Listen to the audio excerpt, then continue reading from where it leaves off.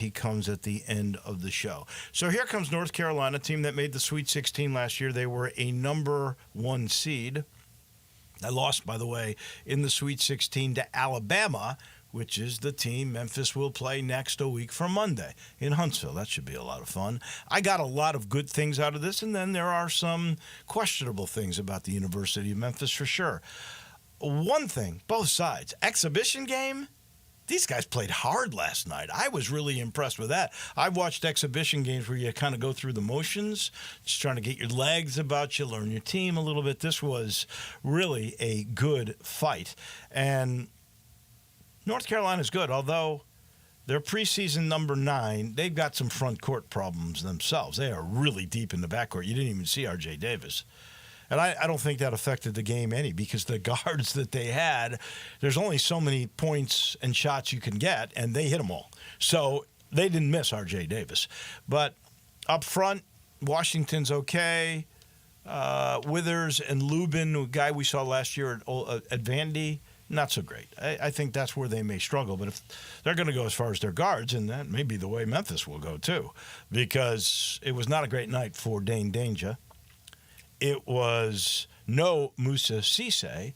That is a precautionary move, I'm assuming, don't know, but assuming he will play a week from Monday in Huntsville against Alabama. And he'll be needed because you could have used his defensive prowess in the paint where they attacked.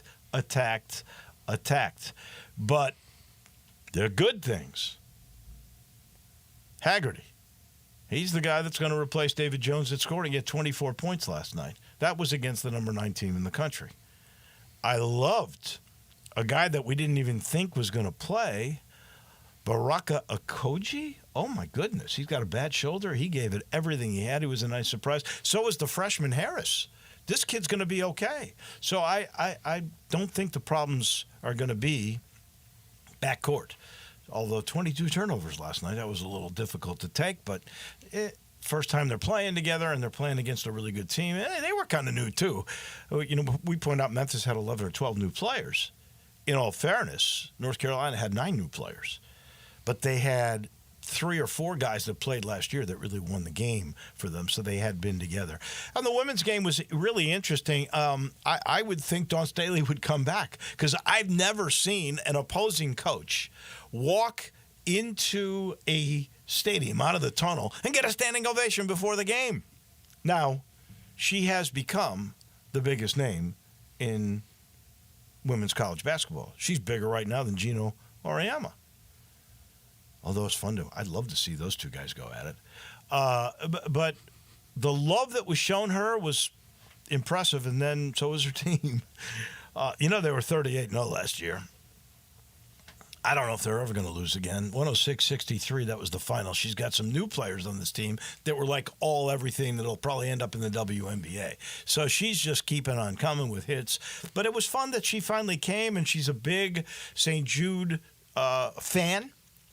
She went there. So, and I see Bryant Dacus shaking his head. I think, Bryant, this will be an event next year. Yep. I don't know if it'll be regular season. I think that's really what Rick Shadyac would like for this to become. But certainly, and they had to make some money. Now, look, who paid for the 2 schools to fly here? That had to be St. Jude. But if you've got almost 8,800 people paying those ticket prices, if you do the math, they made some money. Mm-hmm. And, frankly, it was on ESPN. So St. Jude gets even more pub. So sure. That's a win-win the whole way.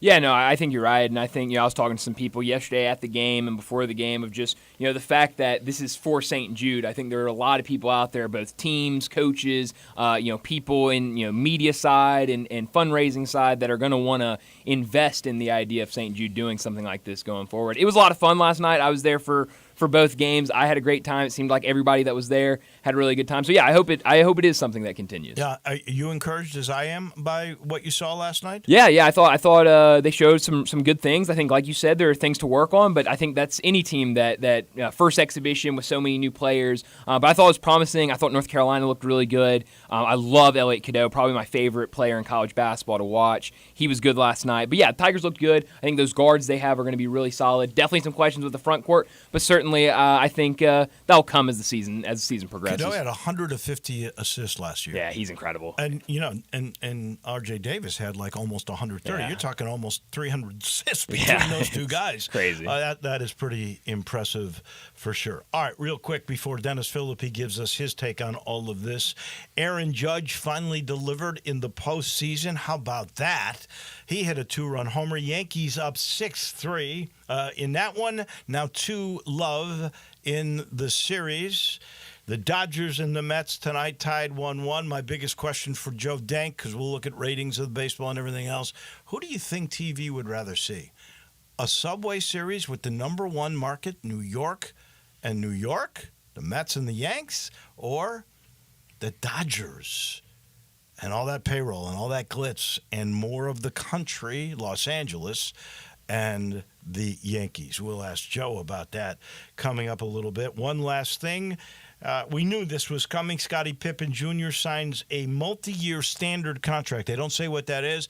I'm assuming, maybe, Bryant, you know this. Is this along the same lines that Vince Williams and G.G. Jackson signed? Correct. So if that's the truth, those are deals. Yeah, absolutely. Because Pippen could end up being pretty good. Mm-hmm. Yeah, that was awesome to see yesterday. Yeah, well, you knew it was coming. They still have one more open spot that they could sign, a 15th. Sometimes you leave that open for flexibility. Sitting in the Family Leisure Studios, yes, sir, the spa sale is continuing where you can get those newest hot tubs for under $2,900. The new cold plunges where you get your circulation going. Hottest thing. But it's cold, and it's $39.90. It's under $4,000. And then the swim spas, the Cadillac, $17,499. There is special financing available during this big spa sale at Family Leisure, where family and fun all come together. Good morning, Dennis Philippi. How are you today? I know you were like going crazy. You know, last night you had MLB. Right. You had NCAA football, basketball, women's basketball. You also had the men's national soccer team. I mean, it's crazy the sports that you could watch last night. I was flipping back and forth between the Tigers and the Yankees game. And the Tigers, I've had attention drift on the Tigers over the last half a dozen years. Part of it was COVID, but part of it is there just hasn't been any consistency. There haven't been players that I used to be able to rattle off every player on the Tigers roster. And watching the game last night, I could barely keep straight who anybody was because they're all new. You're not the only one. Exactly. Because they're all new, and they're all new every year. Every year there's a new Tigers team, and I can't ever seem to just I'm sorry, go ahead. Oh, no, I was just waiting for you to finish, but I was going to say pregame, seriously? Yeah. I'm sitting next to Andre Turner. I'm going, who's that guy? Who's that guy? I knew Dane Danger. Well, I'm glad to hear can't that. miss Dane because Danger. He's huge. Yeah. It's your job to know who these guys are. Right, but it's my first game with these guys. I know. I couldn't keep it straight. And to me, what happened, they played fast and they played hard for the first 3 quarters of the game, the Tigers. And Carolina played fast and hard the entire game. But to me, it always comes down to the same thing with Penny Hardaway teams. It doesn't seem like there's a whole lot of coaching going on. It seems like there's a bunch of guys who are really, really solid players, and they're just being allowed to play their game. Well, he said last night in defense of Penny that they did not want to show anything. They were rather vanilla, and I can understand why. There is a chance they could play North Carolina again in Maui. and they don't want to show him all their so stats. you think that Penny was holding some stuff back? Oh, I 100%. Some of his carefully crafted, complicated offense that he's going to run as a team, that he was holding back because he didn't want Carolina to get a glimpse of the genius of the coaching that he's got in his pocket when they were on national TV. And that's the reason they were playing so hard, by the way, at an exhibition game, is because they were on national TV. It's not like the players at Memphis spend a lot of time thinking about how much they want to benefit St. Jude. They think about how much they want to benefit themselves, and they were on national television, and this was the perfect opportunity to do that. This is a segue. Trust me on this. Okay. Happy 82nd birthday to Jerry Jones, who had the Cowboys suffered their worst home loss. What a present. In the time that he's owned the team. This is the worst home loss they've ever had. And what did he do? He got into it with his own radio guy. Now, I really want your opinion on this because I'm sure you saw this. I did. Jerry Jones, every week, does a phoner on this guy's radio show, and the guy was questioning some of Jerry's decisions. At which point, Jerry started saying, well, that's not your job. Your job is not to ask me about my decisions. Your job is not to criticize me as the owner of the Cowboys. And if that's what you're going to do, I'll find somebody else to ask these questions.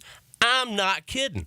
That's paraphrased, but pretty close to a direct that quote. Was pretty much on it. Now, how do you feel about that? When you have to interview coaches, you have to talk to these guys. You have to be careful, I guess, about what you say because this is somebody you have to work with all year long. Well, I do think there is a distinction between doing a show and then being a part of the radio network. I can't quite put my finger on, is this a deal with the Cowboys that this radio station has, or is this a deal with Jerry Jones personally? Is there a difference? Yes. If you're paid by the Cowboys, you're part of the network. Right. Let's be honest. I have a little more leeway to be critical on this show than I would be on a broadcast that the team is paying for. So I think you have to look at that particular distinction. I do think, though, that, frankly, Jerry Jones made an ass of himself. If he's that PO'd, he can replace those guys afterwards. He can just say, by the way, I'm not talking about it. I'm heartbroken, too. I think it stunk today. We're going to address it. Next question. He doesn't have to go off on the guys he's paying. And see, I am going to replace you. I'm going to find somebody else to ask me the questions that I want to have them ask me. And there's no what question could you possibly ask Jerry Jones that after he's going to have a positive spin on? After the two guys you paid all that money to, Prescott and Lamb, and they can't even get a touchdown, and 3 field goals? They stink. They stink. They stink.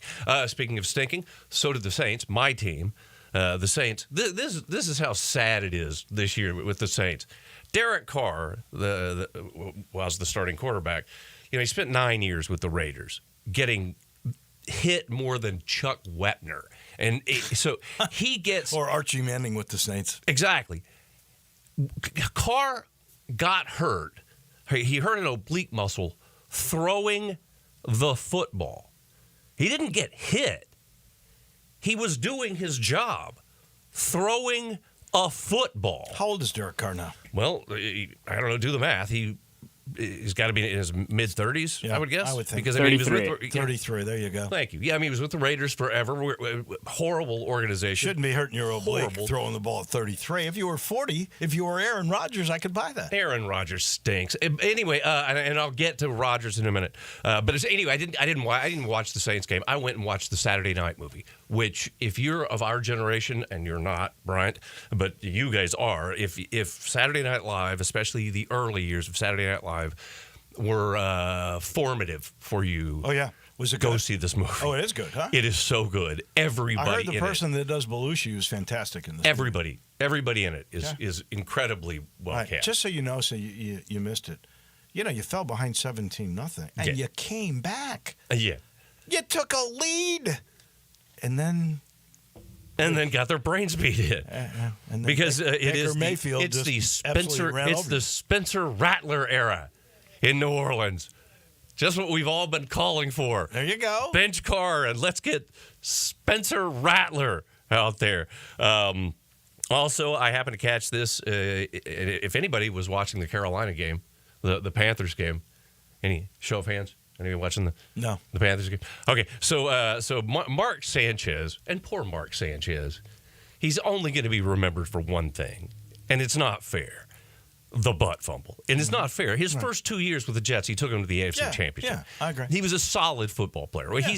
he's commenting on the game, and he says that Bryce Young, their rookie, he needs to sit and watch a quality veteran like Andy Dalton so he can learn the position. In the middle of that sentence, as he was complimenting Andy Dalton threw an interception. He was mid-compliment saying that, now this is what you need. You need Bryce to watch this season, and then he threw an interception. How many rookies are now starting? No, I'm not sure. I think it's 4.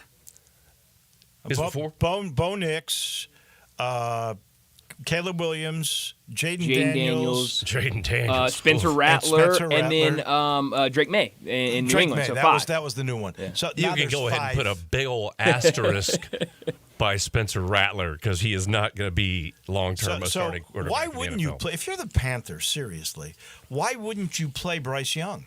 I mean, find out Because if the for owner sure, doesn't like it. But find out for sure, because you might want to draft another quarterback, for goodness sake. But What are you going to learn by playing Andy Dalton? I think the owner of Carolina, who's a lunatic, has made it clear he just doesn't like Bryce Harper. I agree. Okay. Tom Brady, of course, now owns part of the Raiders, which I think is ironic because as a player, he owned 100% of the Raiders. I don't understand this move, honestly, because No, I'm completely baffled by it. Tom Brady is willing, if I remember correctly, the league basically said to Tom Brady, this comes from up top, Roger Goodell, who said, if you become an owner, your days as a broadcaster become incredibly difficult. You will be very ineffective because you will not be allowed in any meetings, production meetings, with any of the other teams because you're an owner. Right. And an owner of all things of the Raiders. He's making $30 million a year. Why wouldn't you wait till the time is up, or at least get half of it? Play 5 years, do this, and then become an owner. I don't get it. Why wouldn't you buy into a team that doesn't suck? Well, he's from the Bay Area, so originally he was an Oakland guy. Well, the Raiders, of course, accepted the offer from Aaron Rodgers for his old teammate Devontae Adams to join Rodgers on the sinking ship. Good that day. is the They got Jets. money from Brady, and they got rid of $12 million of Devontae Adams' salary. And they got a conditional third-round pick. If Adams were to make the Pro Bowl, Good luck. or the Jets were to go to the Super Bowl, No, I think it's just the AFC Championship. AFC Championship, But then they're 2-4. Then it goes to a second-round pick. So go ahead and mark it down. It's a third-round pick. I mean, it shows you, honestly, Aaron Rodgers is running the Jets. Absolutely. Yeah. I said that last week. He got his coach Right. fired. He got a receiver who is also aging. It's not going to improve the Jets in any way. And I said last week, I was kidding, of course, but I said, Bill Belichick's laying around if they're looking for an actual football coach. And Monday night, Belichick was on the Manning's Monday Night Football broadcast and tore into the Jets. I mean, he was relentless. He was like, this is a team that has won 30% of their games for the last decade. So I don't think Belichick is particularly interested in I would spending say time not. away from his 24-year-old retired cheerleader girlfriend to go coach that terrible team. The Bills got Amari Cooper from Cleveland because Cleveland hates Cleveland.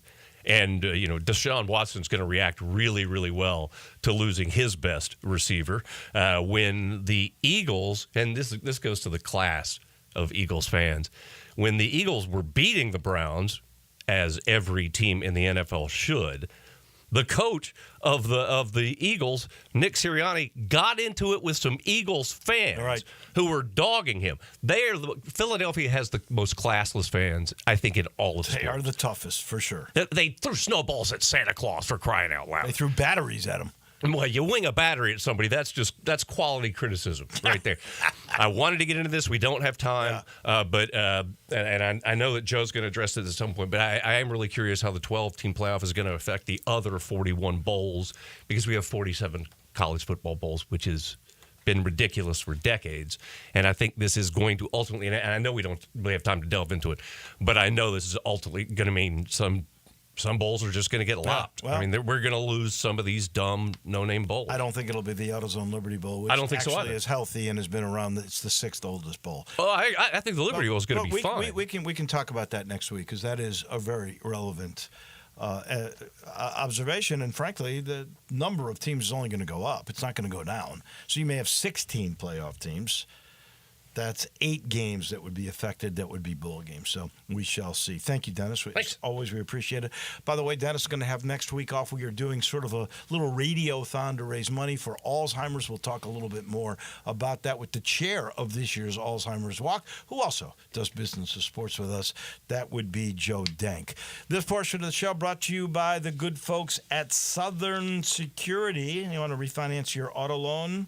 Southern Security is the place to go, because you got no payment for 60 days. They'll finance up to 115% of the current value of your vehicle for up to 72 months. To find out how to put more cash in your pocket, talk to a team member. Yeah, you can actually talk to a person at 901-452-7900, or you can apply on the website at southernsecurity.org. Southern Security, a proud supporter of U of M athletics and 901 women. Southern Security is your home team credit union and federally insured by NCUA. Joe and the business of sports, that's right around the corner. We are real sports talk. Sports 56 WHBQ. Available on your radio dial at 560 AM and 98.5 FM, as well as around the world online at sports56whbq.com. Take us with you everywhere by downloading the Sports 56 app. And at home, just say, Alexa, play Sports 56. Wherever you are, stay tuned in to real sports talk. Sports 56 and 98.5 FM.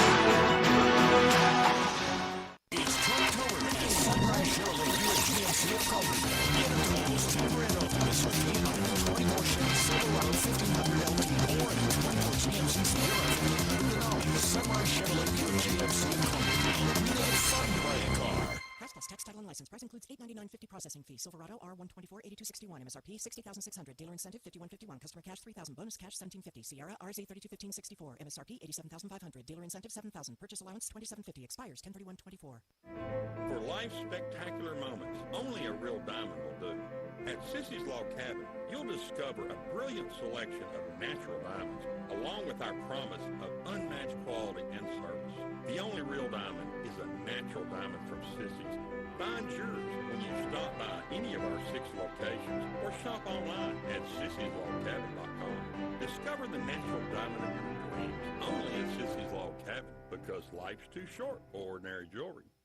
Need good food fast? You need 901 Eats to Go in Bartlett. Meat in 2 sides, chicken wings and tenders, cheeseburger, Philly cheesesteak, even catfish, plus sides and drinks. 901 Eats to Go has everything you want when you want it at prices you can afford. Call 901-417-8232. Pick up, DoorDash, Uber Eats, or online at 901eats.com. That's Eats with a Z. Delicious and convenient. 901 Eats to Go. 3135 Kirby Wooden Road in Bartlett. Good food fast.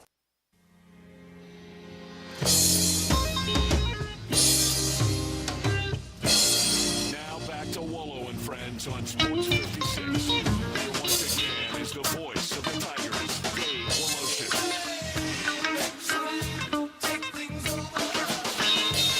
We are now in the heart, not only of football, and we start basketball, the overlap, I love it. We're in the heart of caramel apple season. Yes, that's what Dinstall's is going crazy with, and you've got choices.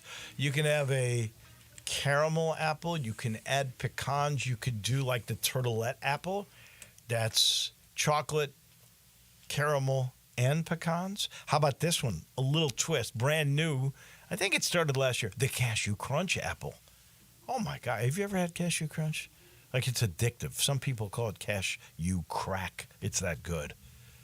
And you can have that on an apple. We've moved. We've gone from strawberries to apples. And Dinstall's does it so good, which, it's not the only thing. You can still get cashew crunch. You can get turtlettes. You can get heavenly hash. They got it all. And they got it all at 5 locations for you. You can get it downtown.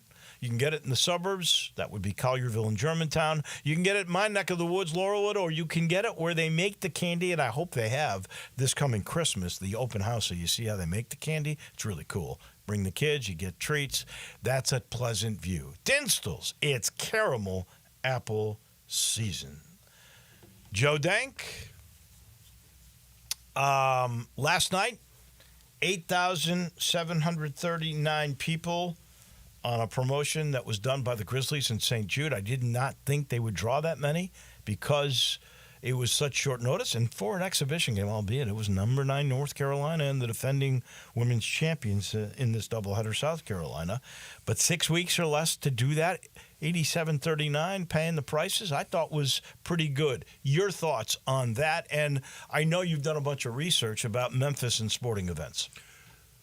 I have, Dave, and good morning, and good to be here again. So, look, I great event. Anybody who was there, I've heard the comments from a number of people now, and thought it was really a great event.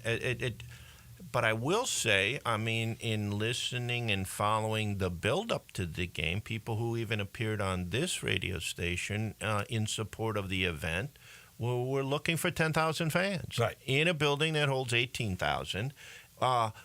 Without regard to is it an exhibition game or not, I mean, you cannot bring arguably, you cannot bring a better combination of men's and women's basketball to this community for a single night than was here. And so the broader question becomes, what does it take to sell tickets to big-time sporting events in Memphis? Because last night, regardless of who promoted it, regardless of everything else, there's a standalone component of this that it's a pretty good act, and it was brought in at a time and with an expectation by the people at St. Jude who were talking and promoting it that they wanted 10,000. Didn't get to that. Less than half of the building full, so that's interesting. And so I did some checking on some other things that primarily professional sports in this community, and we have 4 efforts at professional sports, right? Football, baseball, soccer, and the NBA. Now the NBA. Well, I'm going to throw in golf because you do have a PGA Tour event. Okay, but team sports with multiple dates and multiple things in a venue, all of those things. Here's just some interesting things. Okay, the river boats. Okay, showboats. I'm sorry, showboats. Dead last. I used to have a riverboat as a logo, so I get it. I'm mixed up. But in the UFL, they rated dead last in attendance last season. The Redbirds. Last year, dead last in attendance, and at the halfway point of this season, we're more than 34% behind last year's attendance. Wow. Those final statistics aren't in on this baseball season, okay? The 901 FC ranks in attendance 19 out of 24 teams in their league. They're averaging just over 2,000 fans per game. In a league that, they're averaging, just under 3,000, 2,800 a game, where a team in their league averages 10,000 a game. That's in Sacramento. And then the Grizzlies last year were 28th of 30 teams in the NBA, albeit they averaged 16,500 fans a game.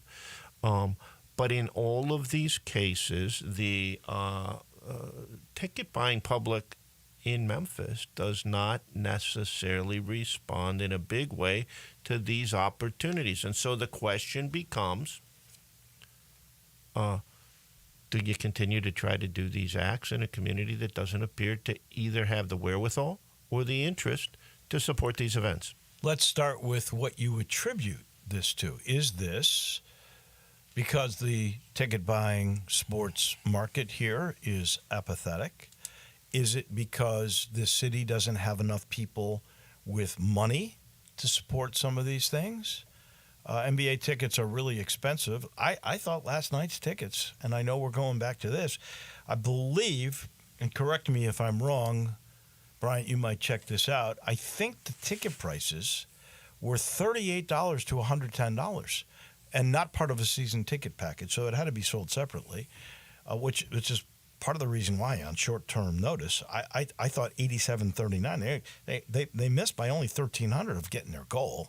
I didn't think it was terrible. But as long as these are facts that you are spouting, right. So there's no denying that. But what do we attribute the reasons to this? Well, and I alluded, does the community writ large have the wherewithal or the interest in these events and in this content being in the marketplace? And does it have the wherewithal and interest to support the number of things that we're talking about? Let's face it. I mean, there are 41 home NBA games. Those can become tentpoles, if you will. And then you get because you're bringing in the best acts. Right. I mean, LeBron James plays here. Right. The best teams in the NBA play here, and it's the real deal, and that is huge, and that's a great thing. And add 20 Tiger games, so now you're talking 60 games. Right. And only so many people can afford it. I don't know how many go to both, but there is a significant amount. There's that little issue in business called supply and demand, right? Yeah. And so the question becomes, is the supply right now exceeding the demand? And if so, then do we see the elimination of one or more of some of these teams? And can the community come together in a unique opportunity? You know, there's also that thing about, okay, this thing happened all in the last 6 weeks, but sometimes that's a good thing too, because it minimizes the decision-making time, and with the right act and the kind of the pull at the heartstrings that is St. Jude. Right. Could that have driven, and should that? Because again, yes, it's an exhibition, and yes, it's $100 plus ticket in some cases, but it was well promoted and well advertised that 100% of ticket proceeds were to support the cause of St. Jude. So are you disappointed in 87.39?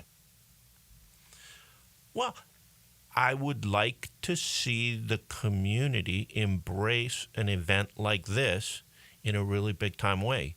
It would have been much better on ESPNU last night to show a really alive and filled-up building to support this cause, which is so uniquely Memphis, because that is where St. Jude is. Yeah. Well, Rick Shadyac said afterwards he hopes to do this again next year. I don't know. Maybe some other community reaches out and says, hey, we'll do it, and we can guarantee you we're going to get 20,000 people in the building. We'll have to wait and see on that. I really was not disappointed at all by last night, but I may be in the minority. It's interesting to me. The baseball and the soccer team are owned by the same entities. And now I'm going back 40-something years. But when I first got here, baseball was king. In a lousy Tim McCarver Stadium, they seem to do at the AA level better than the AAA team is doing in this Cadillac of the stadium. So I don't know what that is all about. I thought it was interesting. The soccer team, when it first came on board, was getting 5,000 to 6,000 a game until COVID. And I don't have anything scientific. This is my own eyes. There was a significant Latino population that was attending those games early on. Since COVID, they have not come. They used to have the games on radio in Spanish. They don't do that anymore. So I don't know what's happened or where the disconnect is there. But that's troubling. It's what would you say, 19 out of 24 in soccer, and dead last in the Pacific Coast or whatever the heck. AAA baseball. All of AAA? Yes. That is hard to believe in a city with a market that's got over 1 million. That's right. So again, these are just the facts. The question is why. Yeah. And again, it may be the supply and demand issue. All right. Last night, finally, Aaron Judge delivered in postseason. Maybe that gets people off his case for a little bit. Yanks up.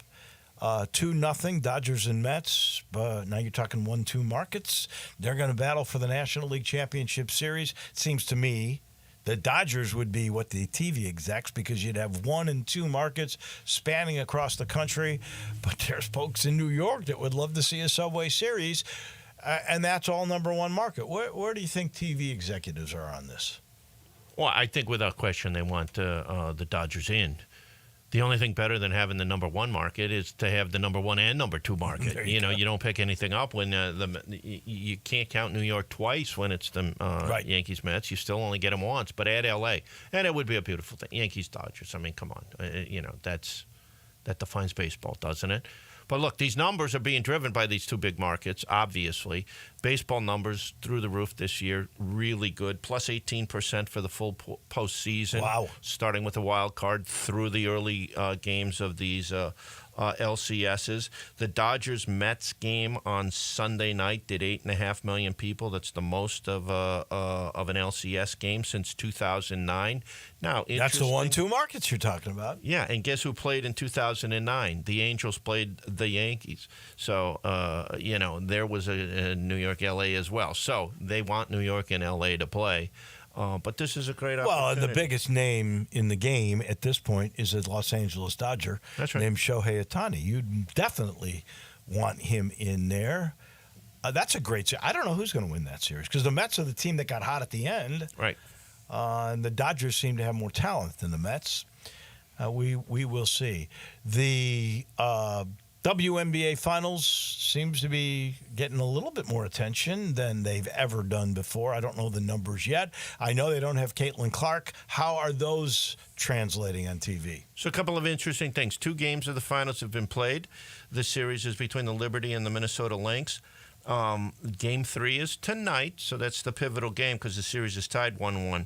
But Game 1 on Friday night did 1.1 million fans on ESPN. That's pretty good. It's the most viewed Game 1 ever in the history of the WNBA. Game 2 on Sunday night, this was on Sunday afternoon on ABC in an NFL window, but did 1.35 million viewers. Wow. That's the largest finals audience since 2003. And it's the most watched WNBA game this year without Caitlin Clark. Oh, but now here's what's the number with her? Okay, so now of the top 16 WNBA TV audiences this year, that Sunday game ranked 16th. 1.35 mil? Yes.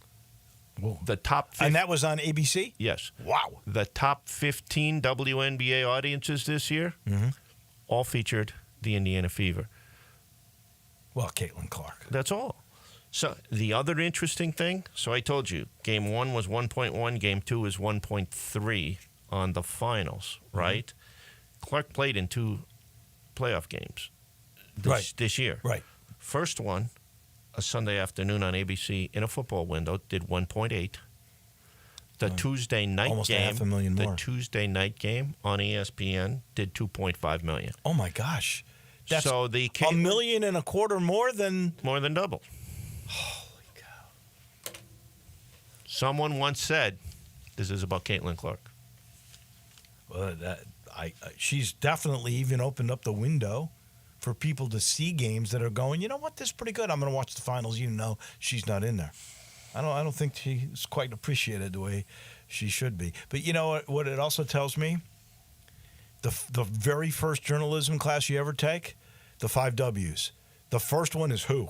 That's right. The first one. And she is that. Is who. All right, before we let you go, next Tuesday, we are going to do a little mini, Wednesday, excuse me.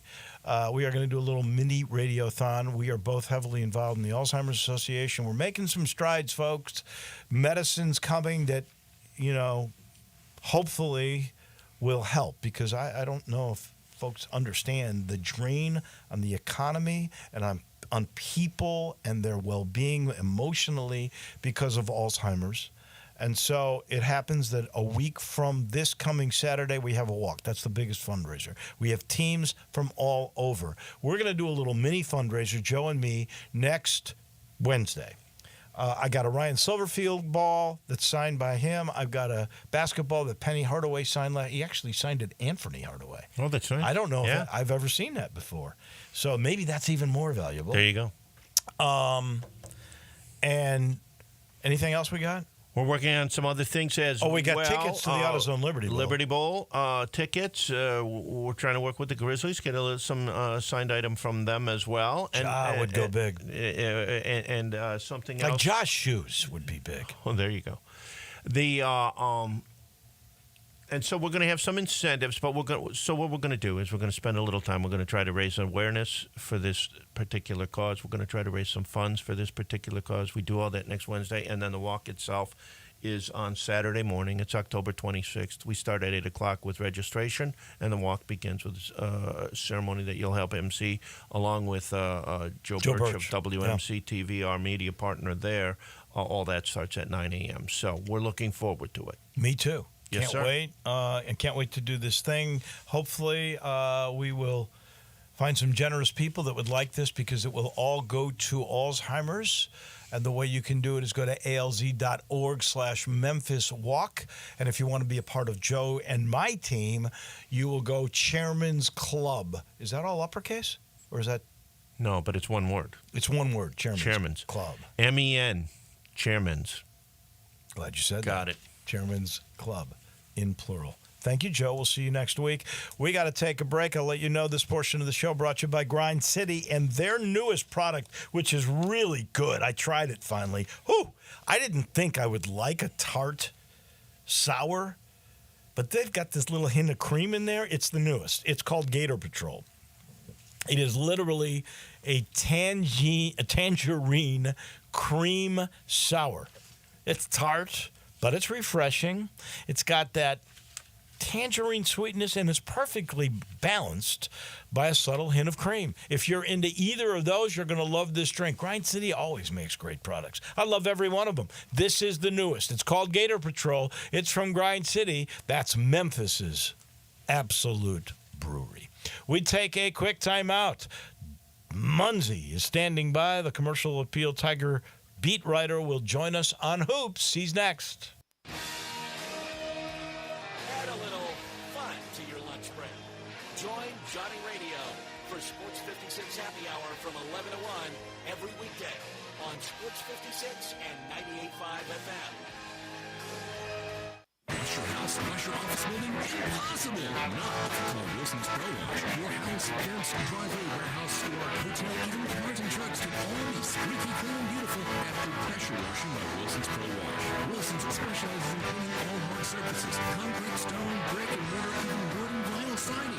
Then Wilson's can seal their surfaces so they stay looking brand new. Call Wilson's Pro Wash, 1-524-6799, or online at wilsonsprowash.com.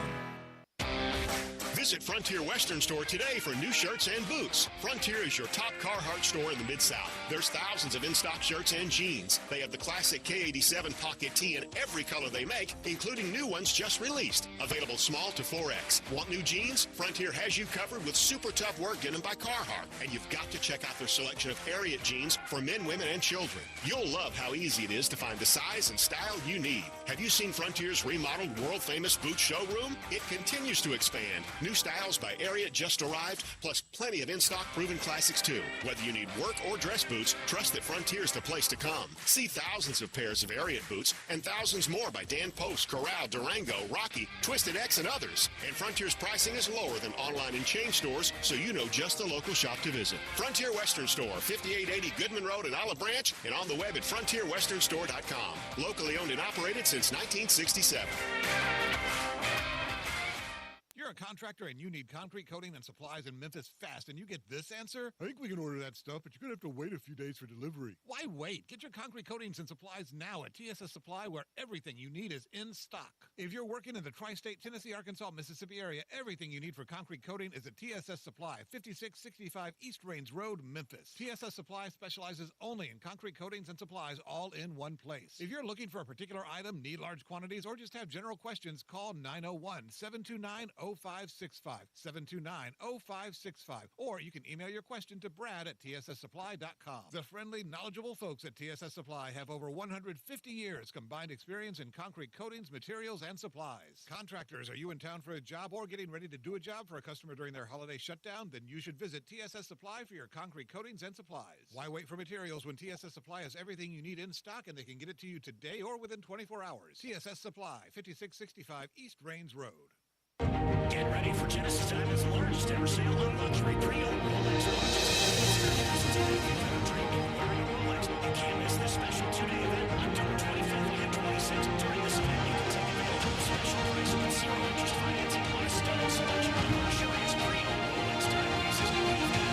Folks, Submariners, Daytonas, Pepsis, the hottest model Rolex watches that you can't find anywhere else. All of our luxury pre-owned Rolexes are in pristine, like new condition. Some just out of the box. And all price to sell at this event. Listen to this: with the purchase of any luxury pre-owned Rolex, you can get a pair of 2-carat lab-grown diamond study rings for free. That's a $3,000 value. And listen to Rolex owners. Our pre-owned Rolex buyers will be on site for free top dollar for the Rolex. Come see the largest selection of luxury pre-owned Rolex watches in the state and take advantage of special financing and get a pair of 2-carat lab-grown diamond study rings free. October 25th and 26th. Genesis Diamonds on Poplar and Perkins Extended.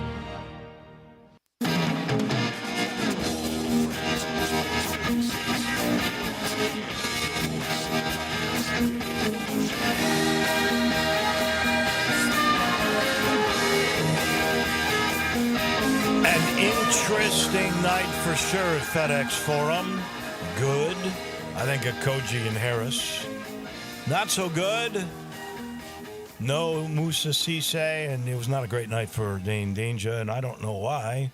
Tyrese Hunter maybe played 30 minutes in exhibition game. You don't want to play a guy too much, but he didn't play down the stretch. The guy who knows all the answers on the Tigers, the commercial appeal beat writer on Memphis Hoops, is our friend Jason Munz.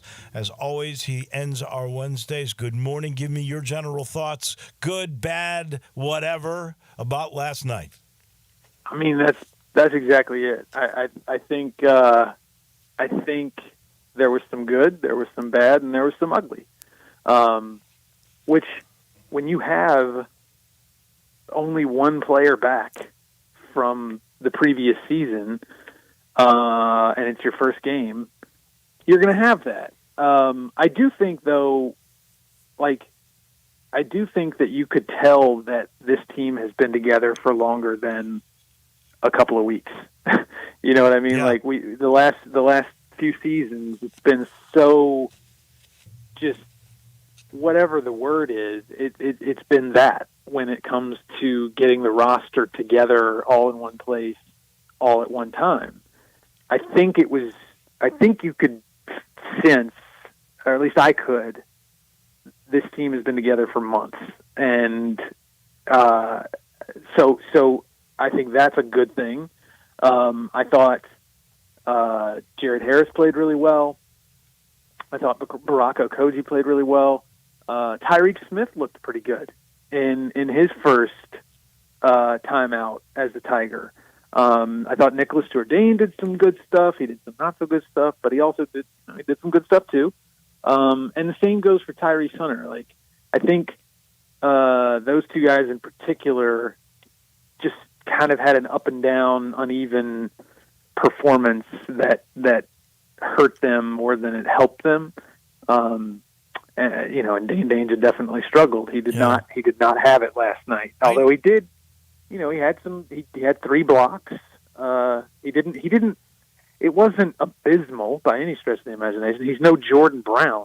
No. Let's make that very clear. Or Jordan Brown at the end of the year, because Jordan Brown, first part of the year, wasn't the same Jordan Brown either. I have this question. Nobody asked Penny this. Why was Hunter not on the floor down the stretch when you were trying to play catch-up? Yeah, I mean, you kind of alluded to it. He did play 30 minutes, and he is, he's a senior, and I don't know if because Penny wasn't asked about it, I don't know if it was a minutes thing, because he had played 30 minutes. And come on, do you really want to, wear out your point guard in an exhibition? I don't. He said after the showcase, he made a couple of comments, and I'm talking about Tyrese Hunter. He made a couple of comments about his knees, and he was doing it like sort of in a joking manner. People were asking him, like, are you gonna? People were asking him about his high flying dunks and stuff in the showcase, and he was like, "Yeah, I still got a little bit of action left in these knees, but I don't show it off all the time because I got bad knee. I'm older. I got knee issues.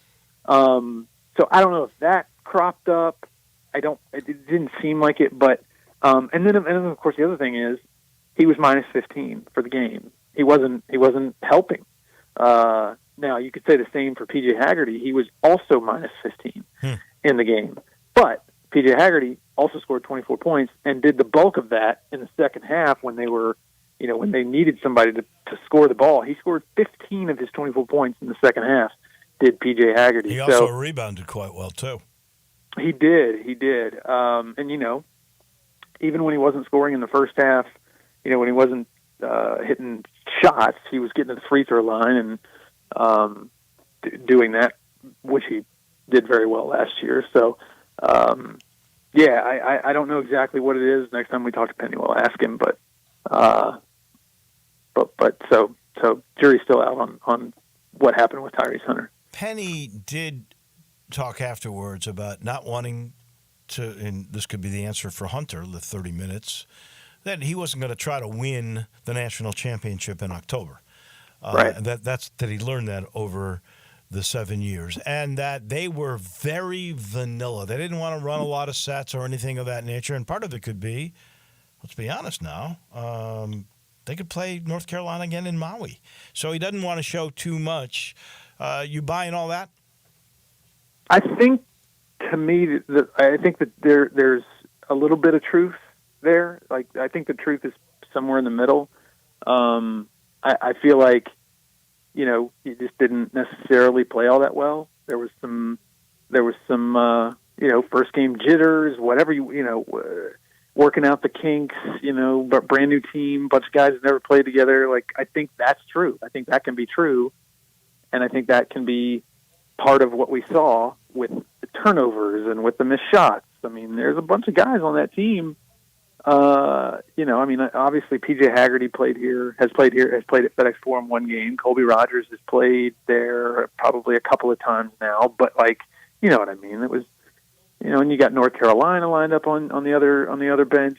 Yeah. Ninth in the country. So I think you can chalk some of it up to some of the offensive things up to that, but I think you can also chalk it up to, as Penny said, we're not trying to give everything away. Like, the game was on national TV, and yes, like, if you see them again in Maui when it counts, do you want to have tipped your entire hand?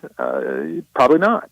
So I think it's a little bit of both with why things looked the way they looked, offensively especially. And if you look at what's in Maui, you could theoretically play North Carolina on either side of this bracket, winners or losers, because there's that much talent there. And let's remind everybody, you open up with two-time defending national champion UConn.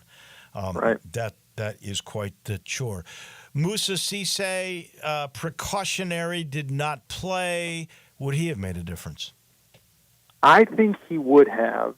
And not just because he's the tallest guy on the roster and, you could have used an extra body, particularly one who a couple of years ago was the Big 12 Defensive Player of the Year. Not only because of that, but although that factors into what I'm saying, but, I just think that having that kind of length, that kind of veteran, and Penny has said all offseason that he and Tyrese Hunter have been sort of the co-leaders of this team, of this new roster. And, you didn't have him on the floor. So, but, from like a gameship standpoint, you're talking about a guy who is a really, really strong security blanket, who, if he was in the game, maybe the front line of the Tigers defense plays a little bit differently, maybe a little more aggressively. Maybe they take a few more chances and come up with a few more steals, those sorts of things. And if they don't, well, then you've got Musa Cisse back there to sort of patrol the paint. I mean, they just, for heaven's sakes, UNC scored 44 points in the paint last night. Penny said this directly. If Musa's in the game, that doesn't happen. I think that's fair. I think that's fair, too. All right, the surprises on the really good side, both guards. Okogie, who many thought wouldn't play last night because of the shoulder, he looked pretty good. And then Harris with the steal and the dunk, he's got some hops. You talked about Hunter. This freshman really surprised me. Yeah, I mean, so Penny said it after the game about talking about Baraka Okogie, the true sophomore who's actually true freshman age because he reclassed and enrolled at George Mason early. So he's really true freshman age. I've been sold on him from the beginning. Didn't know that we would see him last night because, and Penny said it after the game, he was even shocked, to use his words. He was shocked that Baraka was ready to go because he's only been in 3 full-fledged practices with the team in full contact. Because he had shoulder surgery this offseason. But I've been sold on him from the beginning, and nothing about last night dissuaded me from thinking anything different. Like I wrote it at commercialappeal.com.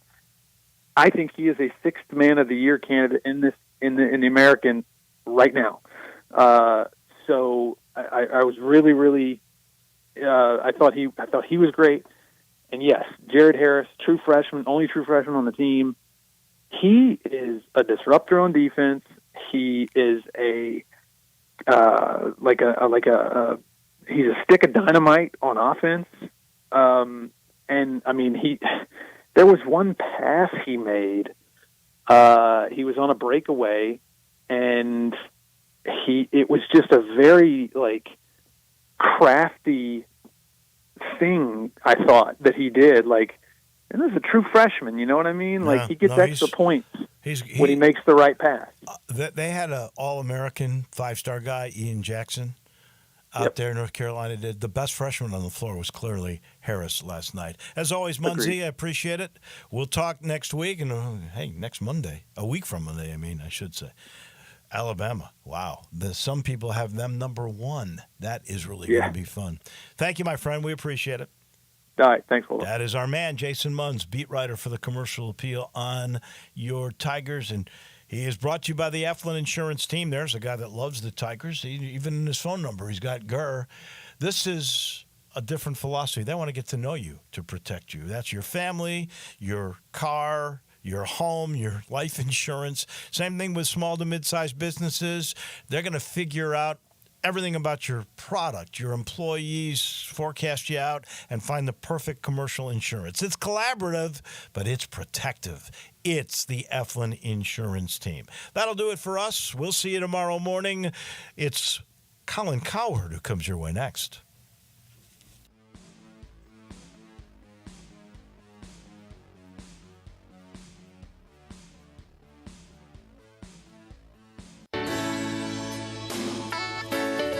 Listen Sundays at 11 a.m. to join Idlewild Presbyterian Church for worship.